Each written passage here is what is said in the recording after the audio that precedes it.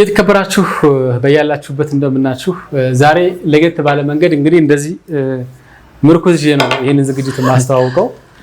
ይቺ ምርኩዝ በጣም የምንወደውን የምናደንቀውን የአንገፋውን የአገውኛ ሙዚቃ ድምጻዊ ያው ያገውኛ አልኩት እንጂ በአጠቃላይ በሀገራችን ቋንቋዎች በመስፈን ተወዳጅ የሆነውን ድምጻዊ አስማማው ብለው ነው ዛሬ እንግዲህ ይዤላችሁ የቀረብኩት።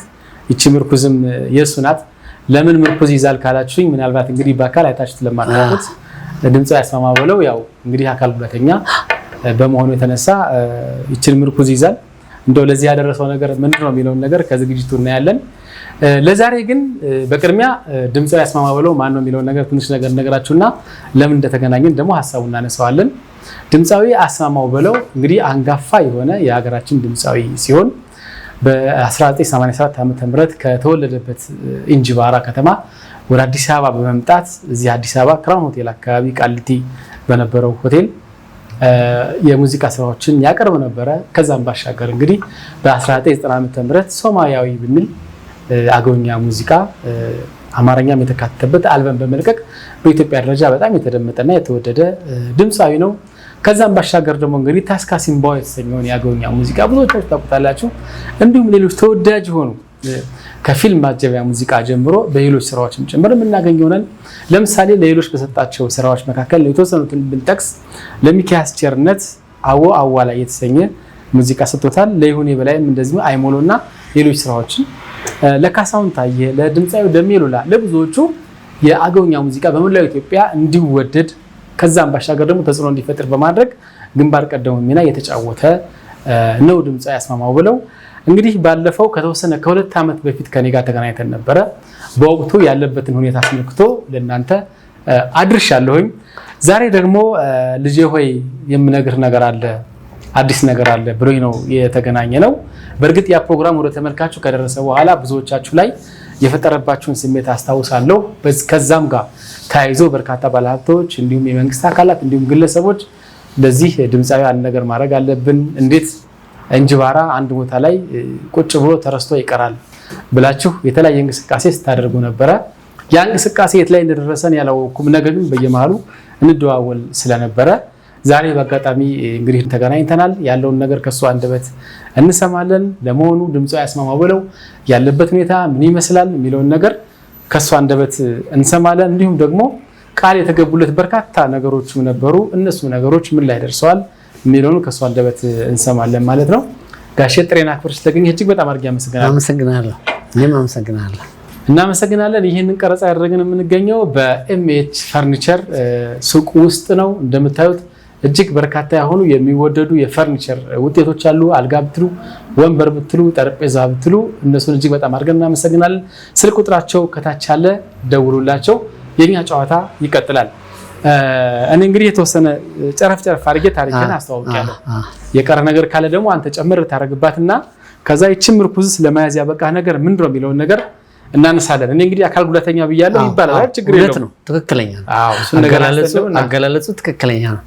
እቺ ምርኩዝ ያው ብዙ ጊዜ ቆሜ ሙዚቃ ስሰራ ብትራን ስለምለቅ እግሬ ደህና ነው የሚመስላቸው። እኔ የጁኒየር ተማሪ ያለው በሕክምና ስህተት የቀኝ እግሬ ላይ ሻቲክ ነርቭ ተወግቶ ነው እግሬ ፓራላይዝ ሆነ የቀረ እና ለዛ ነው እቺ ምርኩዝ የሚይዘው። ምርኩዟ ደግሞ ሁለት ትርጉም አላት። አንደኛው ዘንጉ የሱማያ ዘንግ የሚባለው ነው። ይሄ ሱማያ የሚሰራው ከእንደዚህ አይነት እንጨት ላይ ስለሆነ ሱማያ ማለት ቀጭን እንጨት የምታምር ረጅም እንጨት ማለት ነው። ሙዚቃውንም ከዛሽ ስያሜ ነው ያመጣው። ሌላው ደግሞ ይሄ ዘንግ ምርኩዝ ስለሚሆነኝና ጥንካሬም ስላለው ነው እና ስራመድ ያው በዚህ ተረድቼ ነው። አካል ጉዳተኛ ነኝ። አንድ ግን በዚህ አጋጣሚ አካል ጉዳተኛ ብሎ የሚያስብ ሰው ለራሱ ማለት ነው ለራሱ ውስጣዊ ሞራሉ ሲወድቅ ነው። እኔ በግሬ በምርኩዝ እየሄድኩኝ በምን ስኬታማ እንደሆንኩኝ ማወቅ ይችላል። ስለዚህ አለመቻል መስራት አለመቻል ነው እንጂ አካል መጎዳት አይደለም። አካል ጉዳት በተለያየ ጊዜ በሰው ሰራሽ በተፈጥሮ የሚመጣ ስለሆነ ያው ቀደም ሲል እንደገለጽከው ያው ከሱማያዊ ጀምሬ እዚህ ድረስ ቀደም ሲል ዘርዝረናል። አሁንም ቢሆን ችግሩ ቀደም ሲል ተዘርዝሮ የወጣ ስለሆነ ስለኔ አንተ በኢትዮጵያ ቴሌቪዥን ላይ ያለ ያወጣው ዶክመንተሪ ነበር ስለኔ ችግር ያን ሰምተው እኔን ለማቋቋም የተወሰኑ ባለሀብቶች እንቅስቃሴ ጀምረው ነበር እስካሁን የመጣ ውጤት የለም የሆነ ኮንሰርትም ለማዘጋጀት ተሞክሮ ነበር እሱም ፌል አድርጓል በተለያየ ምክንያት ስለዚህ አንድ የሆነ ቡድን አቋቁሞ ኮሚቴ አቋቁመን እንቅስቃሴ እናደርጋለን ያሉ መልካም አመለካከት የነበራቸው ባለሀብቶች በወቅቱ ጀምረው ነበር ኢቭን መኪና ሁሉ እንገዛለታለን ብሎ ተንቀሳቅሰው የነበሩ ሰዎች አሉ በቃል ደረጃ እንግዲህ እስካሁን እየተንቀሳቀሱ ይሁን ለኔ ምንም የተነገረኝ ነገር የለም ምናልባት ወደፊት በጎ የሚያስቡ ሰዎች መልካም ነገር ያደርጉልኛል ብዬ እጠብቃለሁ ይሄ በፍላጎት የሚሰራ ስራ ስለሆነ ማለት ነው ውጤቱ ይሄ ነው ምንም ነገር ቤትም አላገኘሁም በዚህም ጀምሮ በነበሩት እንትንም ያገኙት ውጤት የለም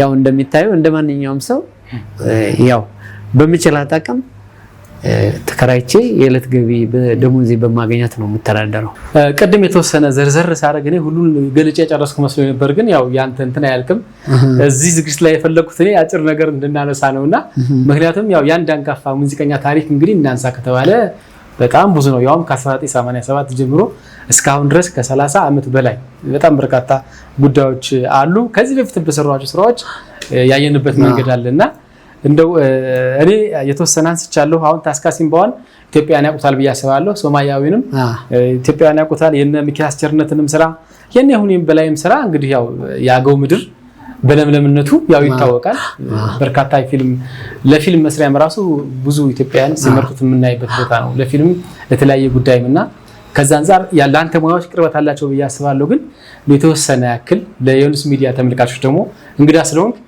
እስኪ ማን ነው የሚለውን ነገር ትንሽ ደግሞ ካንተን ጉርጉሮ ይስሙና ያረጋግጡ እና እንግዲህ እዚያ አገው ምድር አዊ ዞን የሚባለው ባንድ ነገር ይታወቃል በደን ሀብት አዲስ አበባን ጠቅልሎ ያዘው ከሰል የሚመጣው ከዛ ነው አጭሯ ትንሿ ከሰል ማለት ነው ይገርማል ምንም ማጋነን አይሆንም ሄዶ ማየት ይችላል ሰው አገው ምድር ወይም አሁን አዊ ዞን የሚባለው ላይ ሲታይ አንድም የተጋጠ ባዶ ቦታ አይኖርም ያ ለኔ ሙዚቃ ራሱ ትልቅ አስተዋጽኦ ለፈጠራ በጣም ምቹ ነው ያደኩበት ቦታ በረኝነት ከብት ፍየል በግ እየጠበቅኩ ነው ያደኩት አይረሳም ተራራው ምናምን ውበት ሁሉ ፊት ለፊት ላይ ተራራ አለ ከቤተሰባችን ፊት ለፊት አዮ የሚባል ወንዝ አለ ከዛ ላይ መርጌ የሚባል በጣም ረጅም ሰንሰለት ያለው እነ ጂጂ ሰፈር ቻግኒ ድረስ ሚያዝ 50 ኪሎ ሜትር ሰንሰለት ያለው ደን አለ ከዛ ጋር ተያይዞ ነው እና ካስካሲምባን ያው በዝቅተኛ ድምጽ ነው ምለለ እልልኔና እልልኔና አይ እልልኔና እልልኔና እልልኔና አይ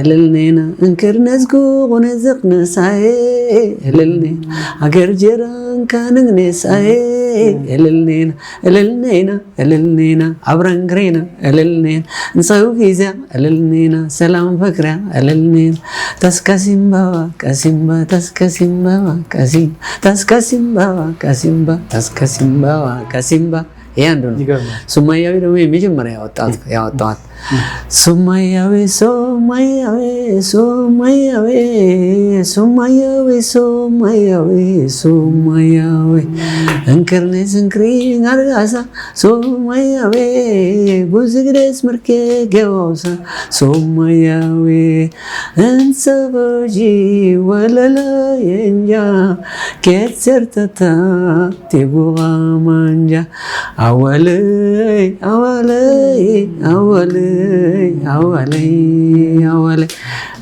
ይህን ሱማያዊ አሁን ባለኝ እድሜ ሪሚክስ አድርጌ በአዲስ መልክ ሰርቻለሁ ለቀዋለሁ ማለት ድምጼ ያው መጠጥ ስለማልጠጣ ከድሮ የበለጠ እንደውም አሁን ቀስ የላንጎራጉርልህ ብለና አንጎራጉር የሌሎችንም አስተዋሰን ከሌሎች አሁን የጥላውን ገሰሰን ነው ብዙ ጊዜ ክራውን ሆቴል ላይ እንትን አሁን በጣም ብስጮህ ከሌሎችም ስል አንተ ከሰጣቸው ሚኪያስ ከነውኔ አዋዋላይ አዋዋላይ እንክራጋላይ አዋዋላይ አዋዋላይ እንክራጋላይ ይሄ ለሚኪያስ ቸርነት ያሰጣሁት ነው አይሞሎ አይሞሎ አይሞሎ ኦ አይሞሎ ኦ እቴምንሽነው እቴምንሽነው ባልሽ የሚወደው ነያገው ሸጋ በነጋ እነ ከበቡሽ ነጋሽ ጎጃምኛ በርካቶች ናቸው በጣም ብዙ ናቸው እኔ የሰጣቸው ዜማዎች እንግዲህ አሁን መቼም የዩንስ ሚዲያ ተመልካቾች አረ እንዴ አስማማው ነው እንዴ ምናምን እንደሚሉ ተስፋ አድርጋለሁ። በጣም ነው ማመሰግነው ስላስታወስከንም። ለምን ያው አሁን ደግሞ የቲክቶክ ዘመን ስለሆነ ሰው ቶሎ ስልኩ ላይ ካልመጣህለት አንተን ይረሳና ወደ እነዚህኞቹ ነው የሚሄደውና ለዛ ነው እንግዲህ በጣም የተከበረ ካንጋፋ ዘፋኝ ነህ። ከዛም ባሻገር ደግሞ አገው ምድርን በደንብ ካስተዋወቁ ብዙዎቹ እንዲወዱት ካደረጉ ሰዎች ውስጥ ነህ። አካባቢውም ያው ቀደም ሲል ጠቅሰናል ብዙዎቹ ሄደው ቢያዩት ብዙ ነገር ሊማሩበት የሚችሉበት ቦታ ነውና ከዛ ምድር የተገኘ ስለሆንክ ብርቅነህ እንደውም አንተ ለኢትዮጵያ ብርቅነህ ጥርባ ሐይቅ አንድ ሳፋ ባልዲ አለ ሳፋ አለ አይደል? የሳፋ ቅርጽ ነው ጥርባ ሐይቅ ዘንገና ሐይቅ። ይሄን በተግባር ሄዶ ማየት ይችላል። አንድ ውሃ በተፈጥሮ ክብ 360 ዲግሪ ላይ ውሃ ከለር የማይቀይር የማይደፈርስ የማይሸት ውሃ ቆሞ ማየት ይሄ ተአምር ነው። ከለር አይቀይርም ማለት ነው። ከለር አይቀይርም፣ ውሃው ማይሸት። ሁለቱም ዘንገናና ጥርባ ሐይቅ እኔ ገና ዛሬ ሁለቱም 360 ዲግሪ ላይ ነው ያሉት። ከለር አይቀይርም። ከለር አይቀይርም። ነገር አስተዋውቁን ባካችሁ። እንግዲህ የውሃ ባህሪ ማለት አንድም ከለር አለመቀየር ነው፣ ሽታ ለማምጣት ነው አይደል? አይሸትም፣ ከለር አይቀይርም። ዙሪያውን ደግሞ በአረንጓዴ ደን የተከበበ ነው። ከዚያ ውጪ በርካታ ፏፏቴዎች አሉ። ዶንደር፣ ትስኪ በርካታ ፏፏቴዎች አሉ። ከዚያ ውጪ ያው አዊ ዞንን ቅድም ገልጬዋለሁ። ጥቅጥቅ ያለ ደን ነው ያለው፣ ሰው ሰራሽና የተፈጥሮ ደን። የትም ቦታ የተራቆጠ መሬት አዊ ዞን ላይ ማየት አይቻልም። በጣም ይገርማል። እና የአዲስ አበባ ሙሉ ከሰል ሙሉ ፍጆታ በጓጽዮን መስመር ሆኖ ቢያይ እንዳለ የሚመጣው ከዛ ነው። ገበሬው እንዳለ ከፍተኛ ገቢ የሚያገኝበት ማለት ነው። አያቻለ እንግዲህ ድምጻዊ እኮ ብዙ ጊዜ በዜማው ነው እንጂ የሚናገረው ሲያብራራ ግን እስካሁን ሌሎች ያልነገሩንም እኛም ሄደን ራሱ ያላየነው ነገር ነው። ከዛ ውጪ ፈረስ ነው ለሚያረጋግጥ ያው የፈረሰኞች ባል ደግሞ ያው ይታወቃል። በየአመቱ በርካታ ሚሊዮን 10,000 በላይ ፈረስ እንግዲህ ዛም ይመጣ ብዙዎቹ ተገኝተው የሚዘግቡት ነገር ነውና እንግዲህ ለአካባቢው ደግሞ አንተ ብርቃዊ ድምጻዊ ብርቅ የሆንክ ድምጻዊ ነህ አይደለ? የመጀመሪያ ብርቅነህ እንደው ከዚህ አንፃር ደግሞ እንግዲህ ያው ምን ላይ ነው ያለው ያለህበት ሁኔታ ምን ይመስላል እንዴት ነው ሲያዝ ነው የሚለው ነገር ያለበት ሁኔታ የጤና የቤተሰቡ የሚለው ነገር ሊያሳስባቸው ይገባል። እንደ ኢትዮጵያዊ ደግሞ ሁላችን ሊያሳስበን ይገባል ብዬ አምናለሁና እኔ ከሞትኩ በኋላ ታሪኬን ዝም ብሎ ቢወራል ምን ያደርግልኛል? ምንም ትርጉም የለውም። እውነት ለመናገር ያንተ ታሪክ ከዛም ያለፈ ነው። ግን ደግሞ ከሞትኩ በኋላ ቢሆን ትርጉም የለውምና እኔ ስደውልልኝ መልእክቱንም ስልክልኝ በጣም ነው ደስ ያለኝ። ከእንጅባራ ወደ አዲስ አበባ ያመጣኸው ያው በተፈጠረው አሁን ተፈጥሮ በነበረው ጸጥታ ችግር ነው። ከዛ እንግዲህ እንደመጣ በርካታ እንቅስቃሴዎች እየተደረጉ ነበረ። የት ላይ እንደደረሱ ያው እኔ በርግጥ አልፎ አልፎ እናወራለን፣ በደንብ ግን አልተከታተልኩምና ግን ደግሞ ያገኘሁበት መንገድ በጣም በሚያሳዝን ሁኔታ ነው። ምክንያቱም ይሄም ምርኩዝ ይዘህ ረጅም ሰዓት መቆምና አስቸጋሪ በሆነው የመምህርነት ሙያ ላይ እዛ ላይ ቆመህ ያውም በግል ትምህርት ቤቶች የግል ትምህርት ቤት ስል ያው እንግዲህ ስራውን ምኑንም በማሰብ ነውና እዛ ውስጥ ነው ያገኘውና እሱ ነገር በጣም እኔን አሳዝኖኛል። የበለጠ ጉልበትና አቅም የሚጠይቅ ስለሆነ እንደው እዛ ቦታ ላይ ወጣቶች ቢሆኑ በበኩሌ እመርጣለሁ። ወጣትነት ቢሆን አሁን ላይ ግን እድሜህም ካንሰር ነው። በዛ ላይ ደግሞ የተገባልህ በርካታ ቃል ስለነበረ በተሻለ ነገር መኪና ይዘህ እንደውም ስናልፍ ራሱ እንዳትገጨኝ ተጠንቄ ምናምን ነበር የሚጠበቀው። መልእክት ልከህልኛል። በጣም አሳዛኝ ነገር እሱንም አይቼ ልቤ ተነክቷልና እስኪ እንግዲህ ተመልካቾች እያዩ ነው። ምንድነው የገጠመ ነገር? ቃል የተገባልህ ነገር ከምን ደረሰ የሚለው ነገር ብታነሳለን። በጣም ጥሩ። መላው ዓለም ላይ የሚኖሩት የኔ አክባሪዎቼ ወንድም እህቶቼና ኢትዮጵያውያን እንዲያውቁት የምፈልገው በተወለድኩበት አካባቢ በ1998 ዓመተ ምህረት እንጅባራ ከተማ ውስጥ የመጀመሪያውን የድርጅት ቦታ ጠየቅኩኝ። አልተሰጠኝም። የኤሌክትሮኒክስ እቃዎች መሸጫ ብዬ ነው የጠየቅኩት፣ አልተሰጠኝም።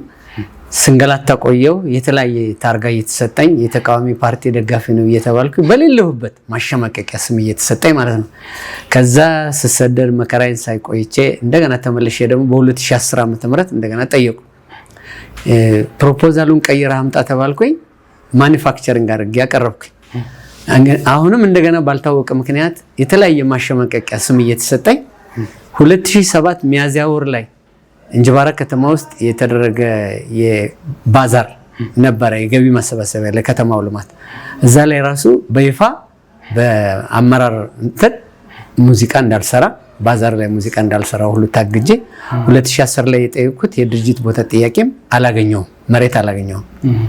ሶስተኛ 2014 ላይ ባንጃ ወረዳ በቻግኒ መውጫ ላይ የወረዳው አስተዳዳሪ ጽፈውልኝ ቦታውን ስለጠየቀ ለልማት ሎጅ ብዬ ነው የጠየቁት። ባድሜ ሎጅ ብዬ ጠየቁት። ያ ተራውን ጠብቆ ይሰጥ ተብሎ ከተማ ክልል ስለገባ ወደ ከተማ ማዘጋጃ ቤት ስራ አስኪያጅ ድረስ ደርሶ ሳይሰጥ ቀረ። በየጊዜው የሚሰጡኝ ምክንያት የተለያየ ተቃዋሚ ፓርቲ ደጋፊ ነው የሚል ነው። እኔ አንድም ቦታ አንድም ቃል በሚዲያ ስቀርብም በመድረክም ህዝብን ለብጥብጥ የሚደረግ የዘረኝነት ቃል መጥፎ ቃል የትም ቦታ የትኛው ሚዲያ ላይ ቢፈልግ አያገኙኝም። በማንኛውም ቦታ ላይ መጥፎ ነገር በኢትዮጵያ ህዝብ ላይ ፈጽሜ አላውቅም። ለምን ምክንያት እንደሆነ ታርጋ እንደሚሰጠኝ ለምን ተለጣፊ ስም እንደሚሰጠኝ አላውቅም። የሌላ ፓርቲ ደጋፊ ነው የተባልኩኝ ሲያሸማቀቁኝ ይኸው እስካሁን ድረስ መከራዬን ሳይቆየው እንደገና አሁን በ2017 ደግሞ በልዩ ሁኔታ ተወስኖልህ ሊሰጠህ ነው ተብዬ ሰው ወክዬ አሁን ደግሞ መልሰው ምን አሉኝ 17000 ብር ቆጥበ 17500 ብር ቆጥበ 250,000 ብር የመሬት ካሳ ከፍለ ገና ወደፊት ተራ ጠብቀህ ነው የምታገኘው። አሁን እንደምታዩኝ አሁን እኔ እድሜ እየገፋ ነው። ያን ሁሉ 30 ዓመት የተሰቃየሁት ሰው ከዚህ በኋላ እኔ ወረፋ ጠብቄ መሬት ማግኘት የምከለከልበትን ምክንያት ህዝቡ እንዲያውቅልኝ ነው የምፈልገው። በምን ምክንያት እንደከለከሉኝ ማላውቅም። እኔ ማሸማቀቅ ነው ሁሉ ጊዜ ነው የሚያሸማቀቁኝ። አገር መድረክ ከለከላለሁ፣ ሙዚቃ እንዳልሰራ ከልክለውኛል፣ መሬት እንዳላገኝ ከልክለውኛል። ምክንያታቸውን አላውቅም። ከዚህ በኋላ እኔ እግዚአብሔር ያሳያቸው ወረፋ ጠብቄ 15 ዓመት በኋላ እኔ በረንዳ ላይ ወድቄ መድረሻ አጥቼ ተከራይቼ በየሰው ቤት እየተንከራተትኩ እየኖርኩኝ የማይሰጠኝ በተወለድኩበት ቦታ አባቴን ይሰፓና ተብሎ መሬት ተወሰደበት፣ የገጠር መሬት። እኔ ደግሞ እንደዛ ተከልክያለሁ። እውነት መንግስት የለም ወይ? ሀገሪቱ ላይ ህግ የለም ወይ? ሚዛናዊ ፍርድ የሚሰጥ ፍርድ የለም? እንደዚህ አይነት ግፍ ይሰራል በሰው ላይ። ለምንድን ነው አባቴንም ቢሮክራት ነህ የኢሰፓ ደጋፊ ነህ ተብሎ ከገበሬ መሬት ነጥቀው ወሰዱበት። የአባቴ መሬት ቢኖር ኖሮ ዛሬ እኔ ከተማ ክልል ገብቶ ካሳ አግኝቼ ከተማ ላይ መሬት አልጠይቅም ነበር። 2 ጊዜ ደህይተናል። አባቴ ሽማግሌ ነው፣ ሊሞት የደረሰ ነው። እኔም ያው መሬት ተከልክዬ መኖሪያ ቤትም ድርጅት ቦታም በተወለድኩበት ቦታ ላይ ማንም ሲወስድ ተከልክዬ ነው በሰው ሀገር ተሰድጄ በየክራይ ቤቱ ስንከራተት እኖራለሁ። ይህን ህዝቡ እንዲያውቅልኝ ነው ዛሬ እዚህ ሚዲያ ላይ ለመቅረብ የበቃሁት። በጣም አመሰግናለሁ። አሁን ባለፈው 2015 ይመስለኛል ከኔ ጋር የተገናኘነውና ከዛ በኋላ ያው ይታወቃል ያለው የሰላም ሁኔታ ወጣ ገባ ስለሚል አንተም በዚያ የተነሳ እዛ መምህር ነበርክ። መምህርነቱን ለመስራት አስቸጋሪ ሁኔታ ሲፈጠር ነው ወደ አዲስ አበባ መጣ። እዚህ መጣ ደግሞ እንግዲህ ያው ልጅ አለ ምን አለ መቼስ ሰው በምን ይኖራል ይውላልና ህይወትህን ለማቆየት ስትል የጠበቀው የሙዚቃ ስራህን ለመስራት ቢሆንም ግን አልቻልክም። ወደ መምህርነት መልሰ እዚህ አዲስ አበባ የግል ትምህርቶች ውስጥ በማስተማር ላይ ትገኛለህና እኔ በእውነቱ በጣም ነው ያየሁት። ምክንያቱም አሁን በዚህ ሰዓት የበለጠ አቅምና ጉልበት የሚጠይቅም ስለሆነ መምህርነቱ አንተ ደግሞ የበለጠ በተሰጠው ሀለ መስራትህ በጣም ያሳዝነኛልና መጥቼ ሳይ በጣም ነው ያዘንኩት። እስኪ አሁን እዚህ እንደው ምን እየሰራው ነው? እንደው እንዴት ነው ተከራይተህ ያለው? እንዴት ነው ኑሮን እየገፋ ያለው? ረጅም መንገድ ነው በትራንስፖርት የምትሄደው። በዛ ላይ ደግሞ አካል ጉዳተኛ ነህ። እኔ እውነት ለመናገር መጀመሪያ እስከማገኝህ አካል ጉዳተኛ ነህ ብዬ አስቤ አላውቅም። ያው መቼም አንዳንድ ሰዎችን በርግጥ ካገኘናቸው በኋላ እንደዛ አንቀበላቸው። ምክንያቱም ጉብዝናቸው ምን አጥቶ ይታየናልና አካል ጉዳተኛ ነህ። በዛ ላይ ደግሞ የአዲስ አበባ ታክሲ ችግር ይታወቃል፣ ግፊቱ ይታወቃል። ከዛ ባሻገር ደግሞ የምትሰራው መምህርነት ሙያ ነውና እንደው የአዲስ አበባ ኑሮህን እንደው እንዴት ነው እየገፋው ያለው? እውነት ነው። ያኔ እንግዲህ አሁን የካቲት 21 2002 ዓመት አልፎኛል አዲስ አበባ ከመጣሁ። እኔ በፌደራል ደረጃ ከፕሬዝዳንት ሳህለወርቅ ዘውዴ ሜዳሊያና 50,000 ብር ተሸላሚ ምስጉን መምህር ነበር። እንደገና በሙዚቃም ከአቢሲኒያ ሽልማት ድርጅት አዋርድ አግኝቼ ነበር። ያ ሁሉ ውለታ ግን ውሃ በልቶታል። በጸጥታ ችግር በነበረው ቦታ ላይ በነበረው የጸጥታ ችግር በሰላም መደፍረስ ምክንያት ቦታውን ስራውን ለቅቄ በግድ ሳልወድ በግድ ስራውን ለቅቄ አዲስ አበባ ለመምጣት ተገድጃለሁ። ስራው ላይ መልቀቂያ እንዳስገባ ተደርጎ ኦልሬዲ ስራውን ለቅቄያለሁ። መልቀቂያ እንዳስገባ ስለተደረገ ማለት ነው የመንግስትን ስራ። አሁን አዲስ አበባ የምኖረው ያው በጣም ከባድ ሆኖ ነው። ተከራይቼ ነው የምኖረው። በግል ትምህርት ቤት ውስጥ ነው ማስተምረው። የማገኘው ገቢና የአዲስ አበባ ኑሮ አይመጣጠንም። ከፍተኛ ስቃይ በማሳለፍ ላይ ነው የምገኘው። በሙዚቃ ስራ ደግሞ እጅግ በጣም ከባድ ነው። ናይት ክለብ ማግኘት በሁኔታዎቹ ጋራ ከእድሜም ከአካል ችግር ጋርም ተያይዞ ጫናዎች በጣም ከፍተኛ ናቸው እና አሁን ስፖንሰር የሚያደርገኝ ባገኝ እኔ ዜማና ግጥም የመስራት ትልቅ ችሎታ አለኝ። በርካታ ዜማዎችን ሰርቻለሁ። ለራሴም ሰርቼ ያስቀምጥኳቸው ነጠላ ዜማዎች አሉ። በግሌ ኦዲዮ ሰርቼ ባስቀምጥም የክሊፕ ወጪ ለመሸፈን አቅሜ አይፈቅድልኝም። ክሊፕ እየሰራው የራሴን ዩቲዩብ ከፍቼ እንዳልጭን ደግሞ ፋይናንስ አቅም ያስቸግረኛል። ምናልባትም የራሳቸውን ምርትና አገልግሎት ማስተዋወቅ የሚፈልጉት በቅንነትም ጥበብን እኔን መደገፍ የሚፈልጉ አንዳንድ ባለሀብቶች ወደፊት ስፖንሰር የሚያደርጉ ከሆነ ውስጡ ላይ ያለኝ ተሰጥቶ እንዳለ ነው። ጥሬ ነው። ብዙ ዜማ፣ ብዙ ግጥም፣ ብዙ ፕሮዳክሽን መስራት እችላለሁ። አሁን ግን ያለውት ሁኔታ ከኑሮ ከአዲስ አበባ ኑሮ ጋር በመምህርነት የማገኘው ደሞዝ እየበቃኝ ሳይሆን እየተሰቃየሁት ነው የምኖረው። ከባድ ነው በጣም። ስንት ነው ወርሃዊ ደሞዝ ንገራቸው? ያው ከ10 ሺህ ብር በቃ አይዘልም። ተመልከቱ እንግዲህ ተጣርቶ የሚደርሰው 10 ሺህ ብር አይደርስም። ወደዚህ የመጣው ለጊዜያዊነት ቢሆንም ግን በነበረው ችግር ምናልባት ያኔ እንግዲህ በርካታ ኢትዮጵያውያን አንተን ለማገዝም ሲነጋገሩ ነበረ። ግን ይመስለኛል በደንብ ስላልተሄደበት ተመልሰህ እንደገና ለሌላ ችግርና መከራ ነው የተዳረከውና በእውነት እኔ በጣም አዝኛለሁ። በጣም ነው ከልቤ የተሰማኝ። ምንድነው እስኪ በቅርቡ የደረሰህ መልእክት ምንድነው? በተለይ በጉት ጠብቀውም ስለነበረ እኛም ደግሞ እንግዲህ የሆነ ነገር ቢያንስ በአሁኑ ዘመን ለበርካታ ድምፃውያንም ይሁኑ እንኳን አካባቢያቸውና ብሔራቸውን አስተዋውቀው ይቅሩና ለበርካቶች ብዙ ነገር ይደረጋልና የሆነ ነገር ለማግኘት ፕሮሰስ ላይ ነህ ብዬ አስቤያለሁ። እኔ በዛ መሃል ነው ይሄን ነገር የነገርከኝና ምንድነው የደረሰ ነገር? ባለፈው ደውለው እዛ ያለው አመራር በልዩ ሁኔታ ቦታ እንድታገኝ ወስነልልሃን አሉ። ሰው ወከልኩኝ። በልዩ ሁኔታ ማለት ምንም አይነት ካሳ ሳይከፈል ተራም ሳልጠብቅ የከተማ መሬት መኖሪያ የሚሆነኝ ለመስጠት ማለት ነው።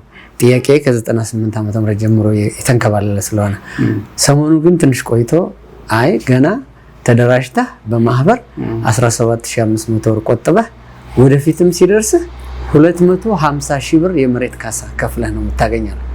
እሺ እንደዛም ሆኖ ተበድሬስ ምንም ብሎ ባሟላ እንዴት ነው ስላቸው ገና ተመዝግበህ ቆጥበህ ጠብቀህ ወደፊት የምታገኘው ነው አሉ። እስከዛ ድረስ እኔ እንዴት ሆኜ ነው የምኖረው? ምን እየበላው የት እየዋልኩ ነው የምኖረው? ይሄ ነው በጣም ቃሉ ታጥፎብኛልና ሁሉንም ይሄን መረጃ ህዝቡ እንዲያውቅልኝ ነው የምፈልገው። በጣም አሁንም አስቸጋሪ ነው። የኔ ችግር አልተፈታም። የመሬት ጥያቄ አልተፈታም። በጣም ከባድ ነው ሁኔታ። እኔም አጋጣሚ መልእክቶችን አይቼ ነበር የተጻፉልህ መልእክቶችና መረጃው ልክ ነው። ስልኩ ላይ እኔም እንዳነበብኩት ሌላ ነገር አይደለም እየፈለገ ያለው እንግዲህ እንደማንኛውም ሰው ሲጀመር የዜግነት መብቱ ነው።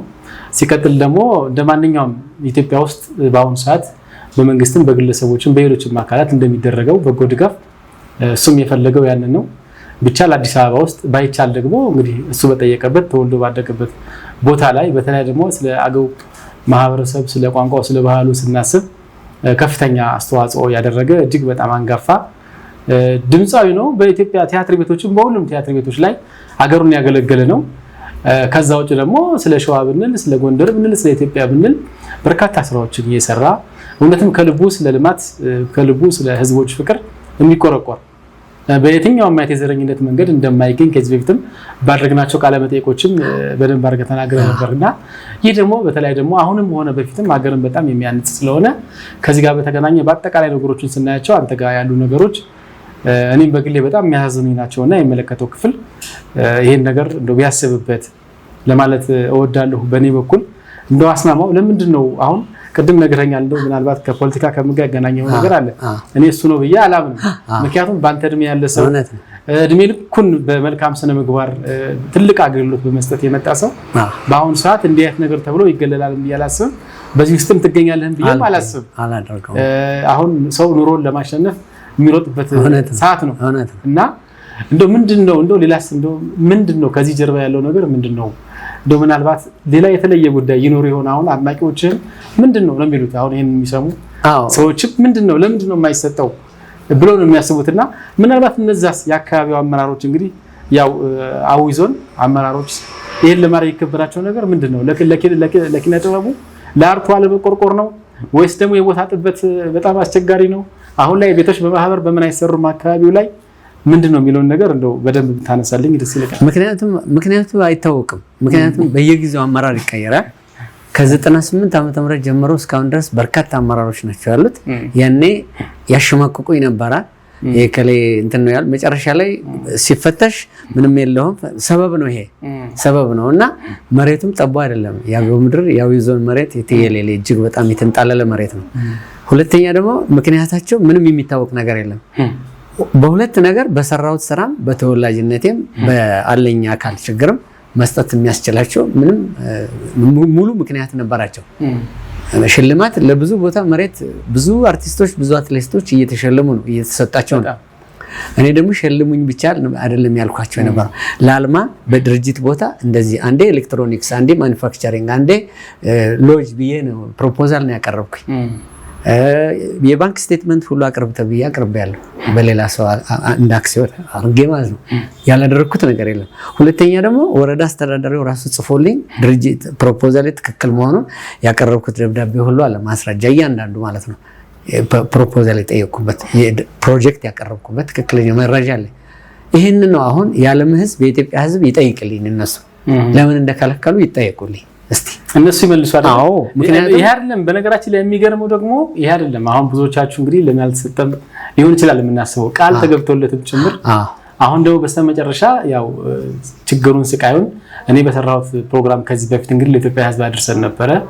ከዛ በኋላ ደግሞ ቃል ከተገባለት በኋላ ነው አሁንም ይሄን ነገር ያጣውና ቃል ከተገባ በኋላ ደግሞ ማጣት ማለት በጣም ትልቅ ቆስላለው። እሱም ይመስለኛል ወደ እኔ እንድትደውል እና እንድትመጣ ያደረገህና እንደው አስማማው ምንድነው አሁን እንግዲህ ምንድነው የምንጠብቀው? ምንድነው የምንጠብቀው? እንግዲህ እኔ ምንም ምክንያቱም ከ98 ዓመተ ምህረት ጀምሬ ለሶስተኛ ዙር ለአራተኛ ዙር የጠየቁትን በየጊዜው የሚሰጡት ምክንያት እኔ ማላውቀው ምናልባት እንግዲህ አንድ ሰው ወንጀለኛ ከሆነ በህግ ይጠየቃል አይደል?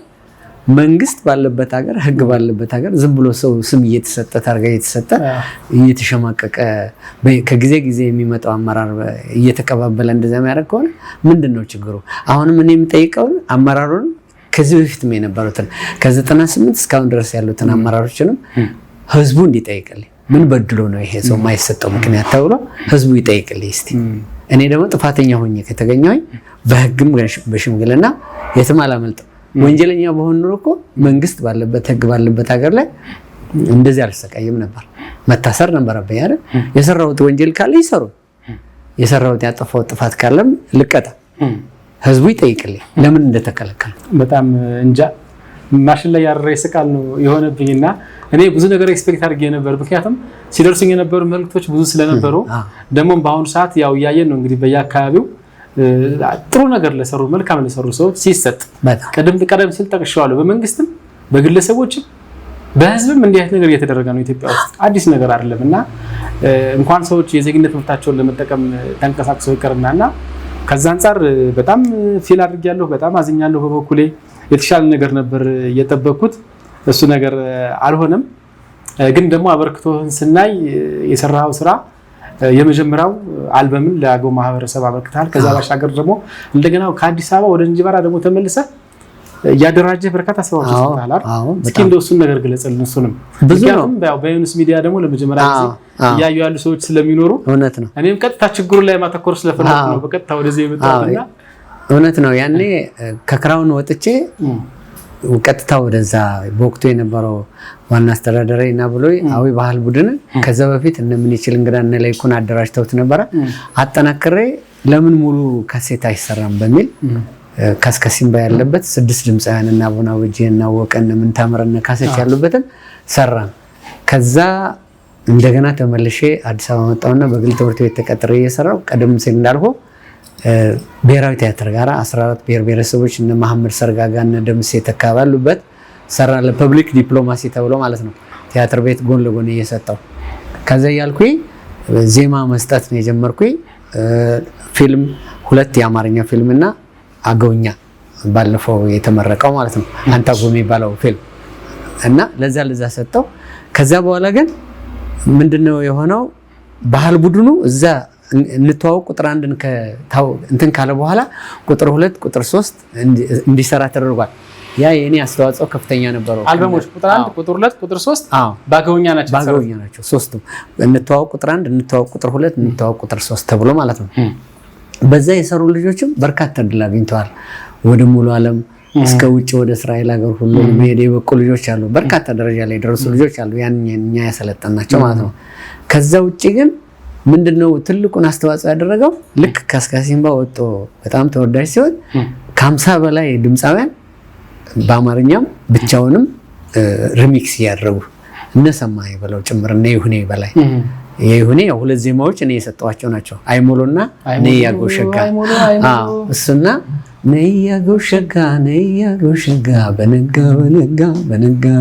ይሄም የኔ ነው። ግጥምና ዜማው እና ሚኪያስ ቸርነት አለ አዋዋ ላይ ይሄ በጣም ታዋቂ ዘፈን አዋዋ ላይ ግራጋለ የነ ደሜ ሉላ ከቦሽ ነጋሽ አልመኝም ሹመት የሚል ጎጃምኛ ካሳሁን ታዬ በርካቶች ናቸው እና አቢ መካሻ ብዙ ናቸው፣ በጣም ብዙ ናቸው። እና ከዛ በኋላ አስኒ ዙምባራና እኔ ፀሐይ የሆነን ደግሞ ወላይተኛንና አገውኛን አንድ ላይ ኮሌክሽን ሰርተን ቪዲዮ ተለቋል። እሱንም ሰርተናል። እንደገና የዋግ ልጆች የከሚሴ ልጆች አንድ ላይ ሆነን ካሳሁን ታዬ፣ ሰለሞን ደምለ፣ ሌሎችም አንድ ላይ ኮሌክሽን እንዲሁ ሰርተናል። ደግሞ እንደገና ከዛ በኋላ እንደገና ከማን ጋር ሰራን? ናታን ሀብቶም የሚባል ልጅ ደግሞ ለሱም እንደዚሁ ኳየር አብሬ ሰርቻለሁ። እነ ሙሌ ኮንሶ ጋር ሁሉ የበዓል ሙዚቃ ሰርተናል። አሁን ቅርብ ጊዜ ደግሞ የሚለቀቅ ኮሌክሽን ኢየሩስ አንተና ካናዳ የምትኖረው ጋር እሷ ጋር የሰራነው ማለት ከዛ ውጪ በርካታ ናቸው ለሰዎች ሰጥቼ ገና ያልወጡ ነጠላ ዜማዎችና የኔ ደግሞ አለ ሪሚክስ ገና ተሰርቶ ክሊፕ ያልተሰራላቸው አንድ ሀገራዊ ዜማ ማለት አንድነትን፣ ፍቅርን፣ የኢትዮጵያን ታላቅነት፣ የጀግኖችን ባድዋ በዶጋሌ በሶማሌ ጦርነት ጊዜ ያበረከቱትን አስተዋጽኦ የሚያነሳ ክሊፕ ያልተሰራለት ወዲያ አለ። በርካታ ናቸው። አሁን እንግዲህ ወደ 90 ደርሰዋል የሰራኋቸው ስራዎች በአርቱ በዚህ መልክ ነው። ከዛ ውጪ በዚህ ቀደም ሲል የገለጽኩት አዋርድ ሽልማት ነው ያገኘሁት። ይሄን ይመስላል። የተለያዩ ሽልማቶችን አግኝተሃል።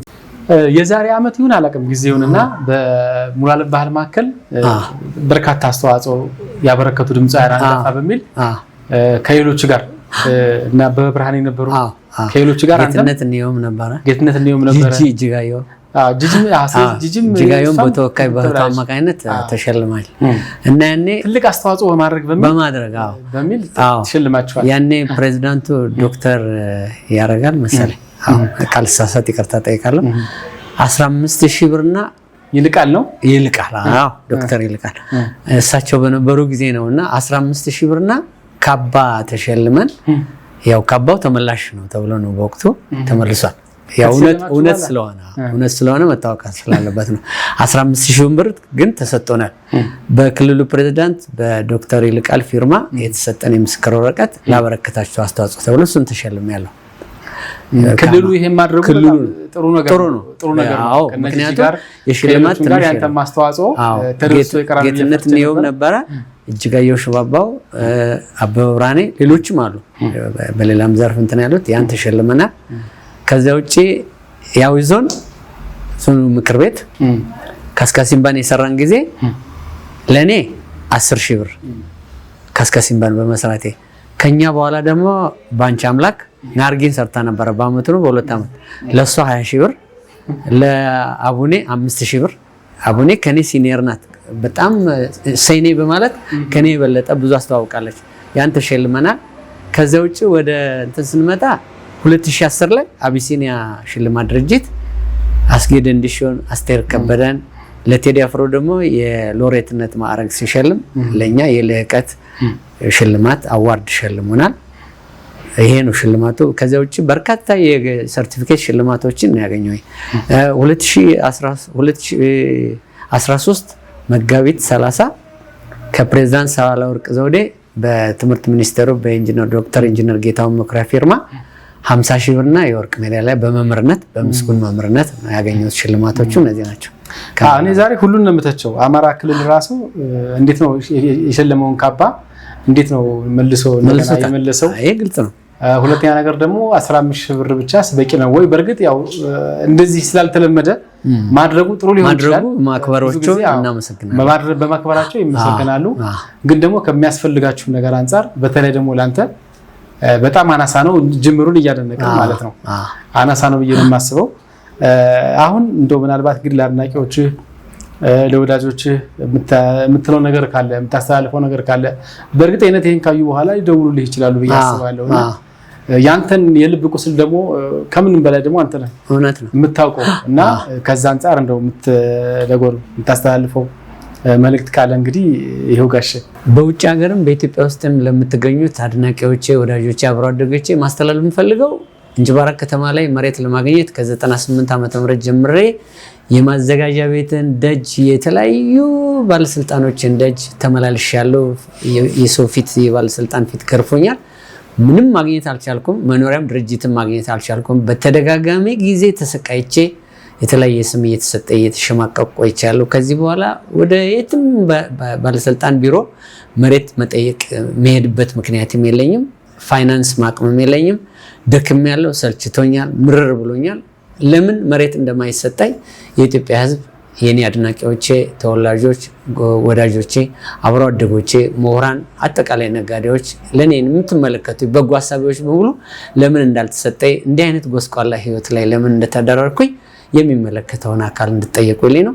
ከዚህ በኋላ እኔ በሙዚቃ ዓለም ውስጥ በቃ የትም ቦታ መድረክ የምሰራበት ሞራልም የትም ቦታ ተጠርቼ ተጋብዤ ለመስራትም ሞራሌ ጠቅላላ ተጎድቷል እና በጣም የሚያሳዝን ሁኔታ ላይ እንደወድቅ ያደረጉኝ ሰዎች ለምን እንደሆነ ህዝቡ እንዲጠይቅልኝ ነው ታላቅ መልእክት በአክብሮት ማስተላለፉ።